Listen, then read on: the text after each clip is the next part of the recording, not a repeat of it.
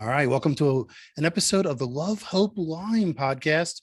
My name is Fred Diamond. I'm the author of Love, Hope, Lyme, what family members, partners, and friends who love a chronic Lyme survivor need to know. And of course, I'm the host of the Love, Hope, Lyme podcast. We do a show every week, TJ, every week with a Lyme expert, someone who helped me as I was writing my book, Love, Hope, Lyme, what family members, partners, and friends need to know. Again, you could read the book on Amazon. If you want a signed copy, you could just reach out to me either via LinkedIn, via Facebook, or you can go to freddiamond.com and hit the contact us form. I've made the e-version of the book free for chronic Lyme survivors. TJ, I must have sent out close to 500 copies of the book. Again, if you're a chronic Lyme survivor and you'd like to get an e-version of the book, reach out to me. It's always going to be free for chronic Lyme survivors. Again, I've met a lot of you on Facebook and LinkedIn. Reach out to me on either. I'd love to connect with you there. You know, like I mentioned, when I wrote the book, I met some amazing leaders in the Lyme community, doctors, medical practitioners, people who run charities, and they've all helped me understand what living with chronic Lyme is. So on this podcast, I've invited a bunch of them to share their insights into how you can support those you love. And again, if you're a chronic Lyme survivor, the podcast will help you understand how you can let your family and friends support you, how you needed to be supported. We transcribe every episode. You can find them on freddiamond.com. Just click the Love, Hope, Lyme button. All right. In my book, Love, Hope, Lyme, for many of you who do or don't know, my business profession is I run an association for sales leaders. It's called the Institute for Excellence in Sales. We help sales leaders attract, retain, motivate, and elevate top-tier sales talent, specifically women in sales and diversity in sales. I also do another podcast. It's a sales podcast. It's called the Sales Game Changers. On that podcast, when I decided to learn more about Lyme and how it affected someone I deeply cared about, I met a couple of people who actually are sales professionals who have been able to maintain a successful career while battling Lyme disease. TJ Nelson is one of those people. He was a guest on the Sales Game Changers podcast in September of 2021. I transcribed some of what we talked about and actually put it in my book, Love, Hope, Lyme. TJ, Taylor Nelson, TJ Nelson, it's great to see you. First of all, I want to thank you for being on my podcast twice. We actually had you back again on the Sales Game Changers podcast in March of 2023 because you wrote a book, and it's a great book. It's called Walk the Lyme. Tell us a little bit about that, and then I want to ask you some of the questions we typically do. What led to you writing this book? I got COVID really bad when it first came out. I had a moment of, oh, I might die, And I said, the first thing was, what would I regret if this was it? And the first thing that came to my mind was the book. So I wrote the book. The whole point was just purely to give back. I didn't hold back, which was the scary part. So I shared all the raw, vulnerable, this is what I actually experienced during this thing, which some people I'd never had told them some of these experiences this whole time. And how I kind of crawled my way out of it. And so the whole point was with my Lyme disease, I felt the most loneliness I ever thought. I mean, I've moved to Asia by myself. I thought I knew what loneliness was. Lyme showed me what loneliness was. And so the book is to help someone that reads it to go, cool, I'm not the only one. And there might be some stuff in there that gives them ideas on what actually will fix their issue as well. So where can they get the book? It's available on Amazon. Tell us the complete title as well, by the way. It's Walk the Lyme, from knocking on death's door to building a multimillion-dollar business. And so it's basically going through this intense period, and also Lyme treatment's expensive, and it was kind of, get rich or die trying, but literally. So I am going through all this stuff while simultaneously going through the pain of building a business. So it was double pain at the same time. So for people who are curious about your business, go to salesgamechangerspodcast.com/TJ Nelson or TJ Nelson 2023. He goes through his story about sales, about being an entrepreneur, about motivating people. You could read the transcript at either one of those two places. It's a great story. Before I ask you some of the questions I typically do, just give us a little bit of an understanding, give our audience a little understanding of what you do for a living.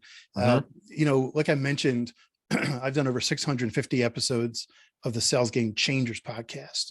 And when I decided to learn more about how Lyme affected someone in my life, I was searching for people who have achieved a successful career, typically in sales, while battling Lyme disease. And you were one of about a dozen people that I've interviewed. It was a great interview. Like I told you, like I told our audience, you were very honest, very vulnerable in talking about your story. And you talked about how you achieved career success.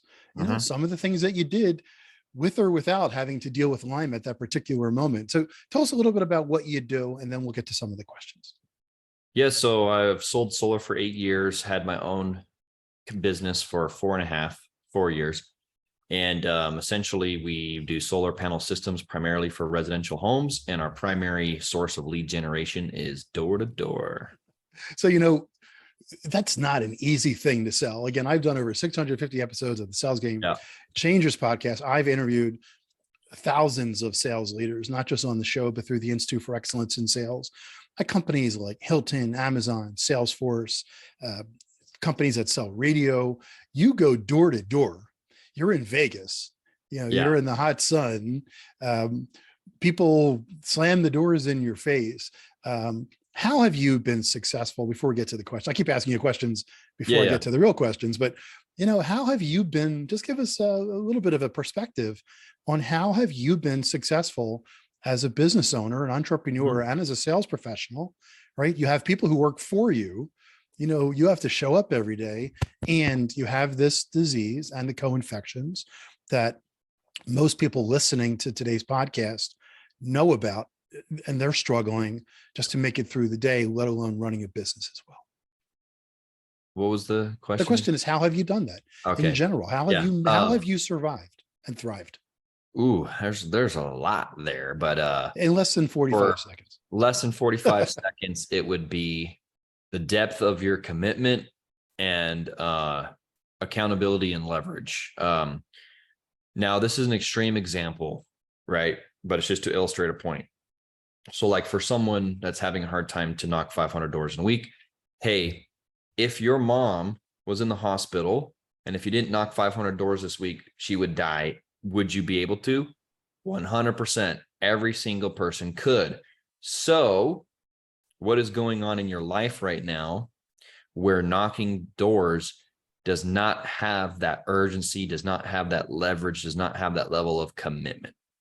Right. So that's an extreme example because that just shows you, 100% I could. So where's the gap? Because you're way over here. You're not doing what you need to do. Yeah. But what will make it so that no matter what, you will do the necessary behaviors that you need to do. And if you're doing that, you will succeed. Yeah, that's a great answer. All right. What are 3 things family members, partners, and friends need to know about what their loved one is going through? With Lyme, yes, man, they are going through internal negative thoughts on a level unimaginable.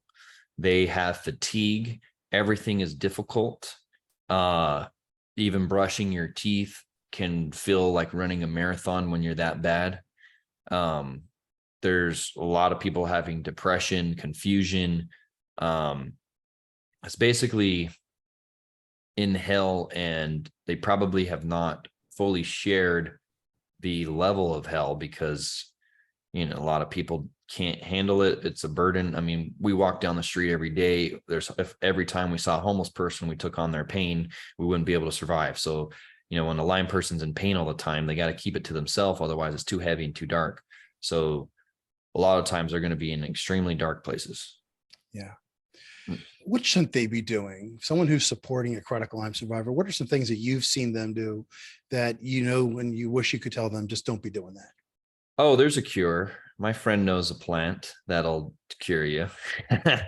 Just take doxycycline. Oh yeah, my friend had Lyme. They just had joint pain for 4 months and then they got better. Their Lyme is so different, so varying. Whatever you know about Lyme could be very different from what this person has or is experiencing, the combination of co-infections, the way it's affecting them. So assuming there's an easy fix, that's probably when I see, I mean, I don't care personally now. I just go, cool, at least they're trying something. But whenever someone says, yeah, there's a cure, this, my friend, this plant, this, I'm like, all right, you don't know much about Lyme, but it's okay. No, that's a great point. Actually, I talk about that in my book, Love, Hope, Lyme. And I know you go through this, a lot of this as well in your book, Walk the Lyme. Once it gets to the chronic stage, the bacteria is always with you. The co-infections are most likely always going to be with you as well. And, you can also, can you get to a place where it's not in your mind, where the pain isn't like that, where I know we talked about remission. We've talked about that a bunch on the Love, Hope, Lyme podcast, but have there been times in your life when, you were in the flow, you weren't fatigued, you didn't have the neurological issues, and you were able to kind of like act like a quote unquote normal person? So during the journey, there were some ups and downs, and I learned to not share the ups as much, because then people would think you're better and then they get confused when you fall back down. So there were some brief glimpses every now and then of feeling better or energy, and then people, oh, they're better. And then they're confused, like, wait, you're not? As of lately, majority of the time, I am that way now. There's still little things I deal with, like my stomach was giving me some issues recently, and there's little things here and there, but compared to where I was, I had constant, nonstop suicidal thoughts the entire journey. So, 5 years straight, and those went away about a year ago, I remember. Yeah. And it was just a background noise, but those went away like a year ago. And recently there's times where I feel good, and I'm actually having to learn how to handle feeling good, because it's foreign. And then I get too crazy. I'm like, whoa, I got energy. Let me go do this. And then I hurt myself a little bit. I'm like, all right, almost feels like a prisoner breaking out of a prison cell and just want to like do everything. And you say, hey, calm down. You're still healing. My test results actually show Lyme and all that stuff is not active anymore. I just have Bartonella. Yeah. So my Bartonella is still there. So the Lyme and all that stuff. So really right now, what I'm doing is rebuilding mitochondria, repairing the damage, learning to keep my body in a coherent, healthy state, and then figuring out, okay, how can we get these viruses and this Bartonella fully down? Yeah. But right now, compared to how I used to feel, oh man, I am so glad that I never gave up, because it's way better. Let me share a question. I have time for 2 more questions here, but about the book. Congratulations again on publishing the book, Walk the Lyme. When I was doing my research on Lyme disease, mostly in the summer of 2021, to understand what someone in my life was going through, I found 3 types of books. There was a 1.5 inch thick book, written by like Dr. Horowitz and Dan Kinderlehrer, everything you need to know about Lyme and everything you need to know about the co-infections and everything from sleep to eating to food to history to environment, etc. And then there were the third party books, Keto Diet and Lyme, Mindfulness and Lyme, Herbs and Lyme, etc.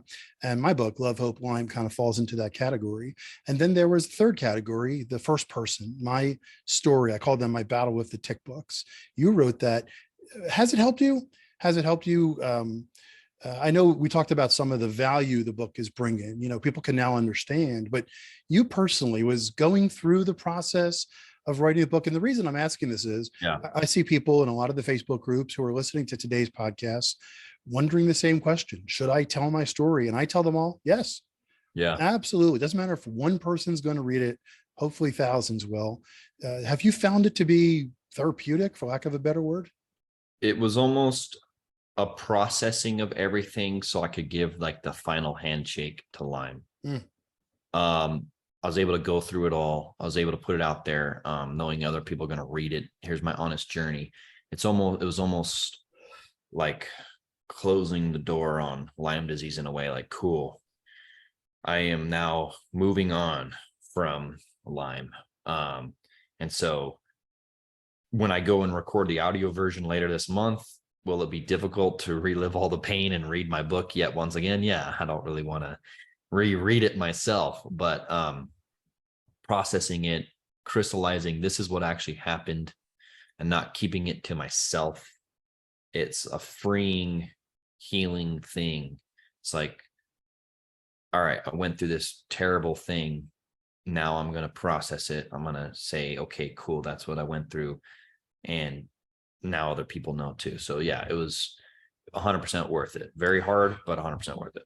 Before I ask you for your final thoughts, your final recommendations, what should family, friends, and loved ones expect as their loved one's journey continues? Now, everybody's at different stages.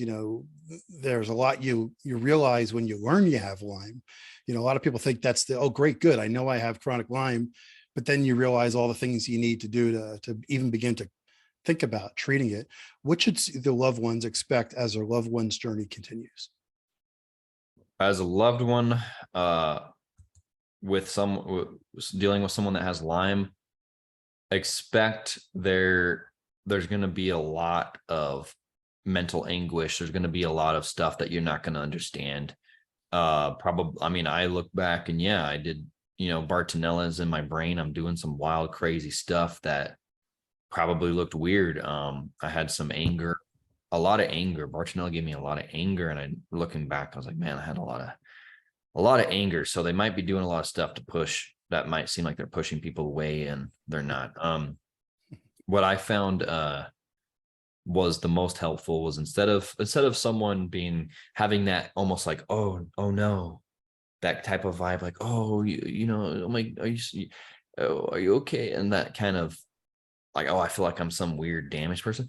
When people use humor and just understanding, it helped a lot. People kind of make fun and make light, and just hang out. Like, a lot of times with Lyme, you just need to be with someone, and like, it's okay to be where I'm at and they're having fun with it. And my friends that would joke about it with me, but at the same time, like, they're there for me. That was a good combination. It helped. Instead of feeling like I'm some weird damaged person, they just kind of make light of it. And so we're still acknowledging, hey, I can't, like, my friend would be like, yeah, I think when we're planning something, yeah, I think TJ would love to go out and eat a bunch of gluten and go for a big hike, right? And we're just laughing like, yeah, let's choose something we can all do. That's like a good example of someone that's making light of it and understanding and being there for you at the same time. Like, they're joking, but let's actually do something you can do. Yeah, that's great advice. If you can take the jokes for the Lyme survivors out there. Yeah. All right. Once again, I want to thank TJ Nelson. He's featured on my Sales Game Changers podcast twice. You can go to salesgamechangerspodcast.com/TJ Nelson 2023 for the most recent show that we did together.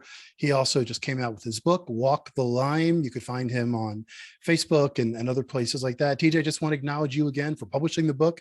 Like I told you before, it puts you in the top 1.000 of people on the planet who've published something.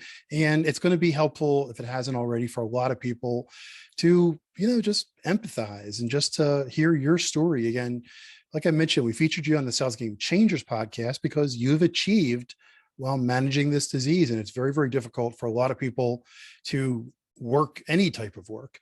I see these people posting on Facebook all the time, what do you do for a living? And a lot of people do, in-home type stuff, social media, maybe some Instacart if they're available, clothing repair, quilting, etc. A lot of people are managing great lives, but I just want to acknowledge you for speaking about that with me twice and publishing this on your book. Any final thoughts, anything you want to leave us with today to inspire either the Lyme survivors or the people who love them?